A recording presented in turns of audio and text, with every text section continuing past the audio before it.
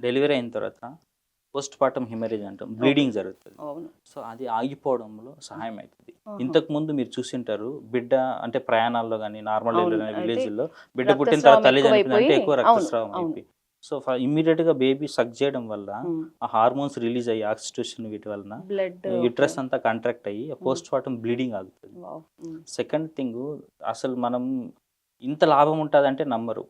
Breast cancer, ovarian cancers చాలా వరకు prevent చేయబడుతుంది. నిజంగా తల్లి పాలకి కూడా తల్లిపాలు breast ఇవ్వడం cancer కి సంబంధం ఉందా సార్? తల్లిపాలు ఇవ్వడం ద్వారా బ్రెస్ట్ Okay. క్యాన్సర్ వచ్చే ఛాన్స్ తగ్గిపోతుంది. ఓకే. అండాశయ క్యాన్సర్ వచ్చే ఛాన్స్ తగ్గిపోతుంది. ఉమ్.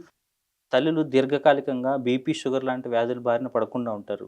అంటే ప్రెగ్నెన్సీలో సుమారుగా ప్రతి తల్లి 10 నుంచి 12 కేజీలు బరువు పెరుగుతుంది. అవును. మనకు తెలుసు బరువు తగ్గడం ఒకసారి పెరిగిన తర్వాత ఎంత అవును, కష్టం చాలా అనేది. కష్టం. కానీ ఏమి చేయకుండా కేవలం తల్లిపాలు ఇస్తా అంటేనే ఆ బరువు మళ్ళీ నార్మల్ స్థితికి వస్తారు. ఉమ్. సో చాలా దీర్ఘకాలిక వ్యాధుల నుంచి తల్లి ఎస్కేప్ కాగలదు, దాని నుంచి Okay. బయటపడగలదు. ఓకే. సో ఇంతకంటే ఏం కావాలి మేడం? తల్లికి ఆరోగ్యం వస్తుంది, ఉమ్. బరువు తగ్గుతారు. ఉమ్. ఆరోగ్యంగా ఉండి బరువు తగ్గితే అందంగా కనిపిస్తారు కదా మేడం ఎవరైనా కానీ.